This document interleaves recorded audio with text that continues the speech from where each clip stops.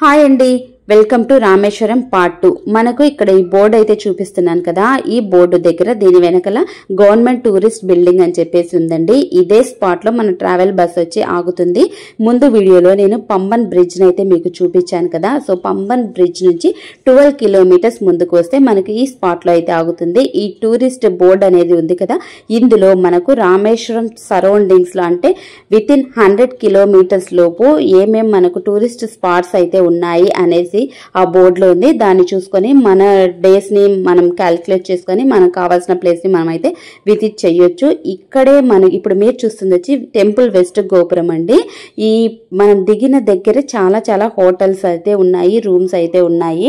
అక్కడ నుండి మళ్ళీ మేమైతే టెంపుల్ కి నియర్ బై లో రూమ్ ఉంటే బెస్ట్ అని అనుకున్నాము. ఎందుకు అనంటే ఇక్కడ ఓలా కానీ, ఊబర్ కానీ, ర్యాపిడో కానీ ఇవి ఏవి కూడా ఈ ఊర్లో లేవండి.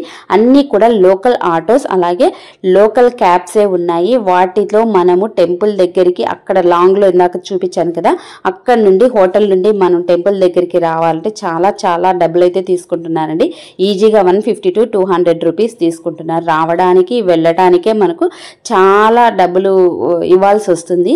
అందుకనేసి వాకబుల్ డిస్టెన్స్ లో ఉంటే బెస్ట్ అని మేము ఇదైతే ఆన్లైన్ లోనే చూసుకొని ఎన్ని కిలోమీటర్స్ ఉందో చెక్ చేసుకొని ఆన్లైన్ లోనే చూసుకొని ఈ హోటల్కి అయితే వచ్చాము. హోటల్ అయితే చాలా బాగుందండి. ఇక్కడ మనకు ఏసీ నాన్ ఏసీ రూమ్స్ కూడా ఉంటాయి. మేమైతే ఏసీ రూమ్ తీసుకున్నాము. సో రూమ్ అయితే చాలా నీట్ గా చాలా బాగుంది. రీజనబుల్ ప్రైస్ అనే చెప్పొచ్చు. సో ఎవరైనా సరే వచ్చినట్లయితే వెహికల్ అంటే కార్లో వచ్చిన వాళ్ళకైతే నో ప్రాబ్లం అండి. మనం ఓన్ కార్లో వచ్చి టెంపుల్కి వెళ్ళొచ్చు కాబట్టి ఎక్కడ హోటల్స్ తీసుకున్నా ఎక్కడ రూమ్ తీసుకున్నా పర్వాలేదు.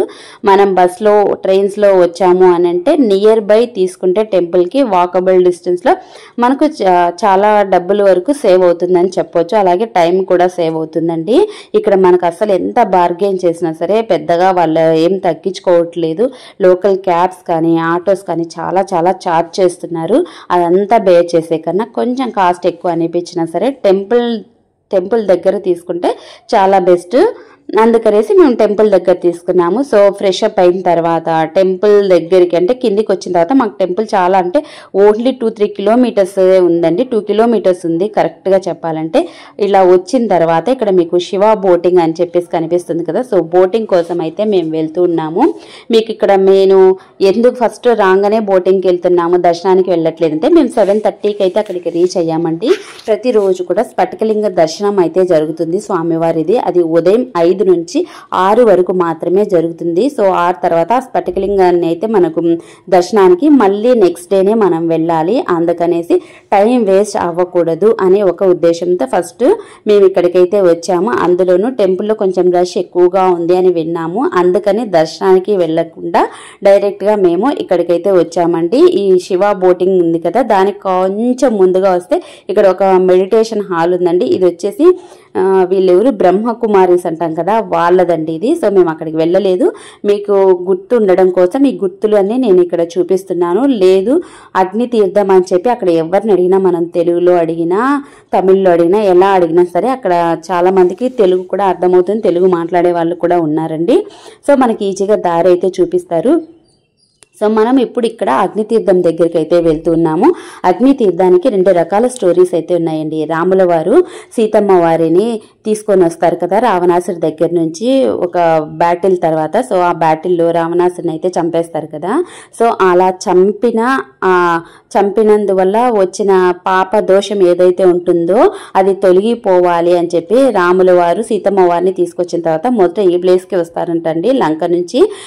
అందుకనేసి స్వామివారు రాముల వారు ఈ తీర్థంలో స్నానం చేసి ఆ పాప దోషాన్ని ఏదైతే ఉందో ఆ దోషాన్ని తొలగించేసుకుని తర్వాత శివలింగాన్ని ప్రతిష్ఠించాలని చెప్పి నిర్ణయం తీసుకుంటారంట. ఇంకా రెండవ స్టోరీ ఏంటంటే అక్కడ నుంచి తీసుకొచ్చిన తర్వాత స్వామివారు సీతమ్మ దేవిని అగ్ని ప్రవేశం చేయించాలి అని చెప్పి అనుకుంటారు కదా. అగ్ని ప్రవేశం చేయించేటప్పుడు ఇక్కడ అగ్ని దేవుణ్ణి అమ్మవారు సీతమ్మ వారు కోరుకుంటారు కదా అగ్నిలో దూకాలి అని చెప్పి రమ్మని. అప్పుడు అగ్నిదేవునిలో దూకిన తర్వాత అగ్నిలో ఆవిడ పవిత్రతని అయితే చాటుకుంటుంది. దాని తర్వాత అగ్నిదేవుడు సీతమ్మ తల్లిని తాకిన దోషాన్ని తొలగించుకోవడం కోసం ఇక్కడ సముద్రంగా అయితే మారారు అని అయితే చెప్తారండి. పిల్లలు లేని వాళ్ళు ఇక్కడ వచ్చి స్నానం చేసి వెళ్ళి టెంపుల్లో శివలింగాన్ని దర్శించుకున్నట్లయితే వాళ్ళకు పిల్లలు కలుగుతారు అని చెప్పి ఇక్కడ ఒక నమ్మకం అయితే ఉంది. సో ఈ 2 రకాల స్టోరీస్తో ఈ అగ్నితీర్థం అయితే ఉందండి. ఇది చాలా చాలా పవిత్రమైంది. మన పాపాలన్నిటిని కూడా తొలగించుకోవడానికి అగ్నితీర్థం అనేది చాలా చాలా best, one of the best అని అయితే చెప్తారు. ఓవరాల్గా మనకు రామేశ్వరంలో ఉన్న మెయిన్ తీర్థం అంటే చాలా తీర్థాలు ఉన్నాయి. మెయిన్గా ఉన్నది 25 తీర్థాలండి. ఎక్కువగా అంటే ఒక 60 తీర్థాల వరకు ఏమో ఉన్నాయి, చిన్న చిన్నవి. ఇంపార్టెంట్ తీర్థాలు వచ్చేసి 25, అందులో 22 టెంపుల్లో ఉన్నాయి. ఇప్పుడు బయట మనం చూస్తున్న అగ్నితీర్థం కూడా అంతే పవిత్రమైంది. సో అగ్నితీర్థంలో అంటే ఈ బోటింగ్ చేసిన తర్వాత అగ్నితీర్థంలో మేమైతే టైం అయితే స్పెండ్ చేశాము. చాలా చాలా అద్భుతంగా ఉంది. అగ్నితీర్థంలో అక్కడక్కడ మీరు కొన్ని కడ్డీలాగా ఒకటి బాస్కెట్ లాగా చూసారు కదా, వాటిల్లో అయితే మనం స్నానం చేసేసిన తర్వాత కొంతమంది బట్టలు తీసుకెళ్లరండి, అందులోనే బట్టలు అయితే వేసేస్తారు. ఇంకా ఇక్కడ మనం బోటింగ్ అయితే వెళ్తున్నాము. నెక్స్ట్ వీడియోలో ఈ బోటింగ్ గురించిన విశేషాలు, అలాగే బోటింగ్ ఎలా ఉంది, ఏమేమి ఆ బోటింగ్ నుంచి మనం చూస్తాము అనేది అయితే నెక్స్ట్ వీడియోలో ముందుకైతే తీసుకొస్తానండి. ఈ వీడియో మీ అందరికీ నచ్చింది అని అనుకుంటున్నాను. నచ్చినట్లయితే తప్పకుండా లైక్, షేర్ అండ్ సబ్స్క్రైబ్ చేయడం అస్సలు మర్చిపోకండి. మన అప్కమింగ్ వీడియోస్లో రామేశ్వరం గురించిన కంప్లీట్ అంటే ఇంపార్టెంట్ ప్లేసెస్ ఏవేవి చూడాలి అని కంప్లీట్ వీడియోస్తో మేము ముందుకైతే వస్తానండి. ఇందాక మీరు చూసారు కదా, అదే బోట్లో ఇప్పుడు మనం బోటింగ్కి అయితే వెళ్ళబోతున్నాము. ఇంకా ఈ వీడియో ఇంతటితో అయితే స్టాప్ చేస్తున్నానండి. మరీ లెంత్ ఎక్కువైపోతే మీరు కూడా చూడడానికి ఇష్టపడరు కనుక ఇంతటితో అయితే స్టాప్ చేస్తున్నాను. సో అగ్నితీర్థాన్ని మీరైతే దర్శించుకున్నారు కదా.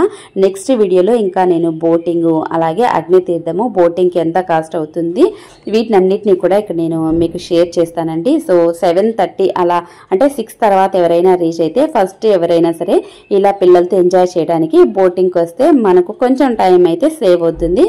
నెక్స్ట్ వీడియోలో మళ్ళీ కలుద్దాం.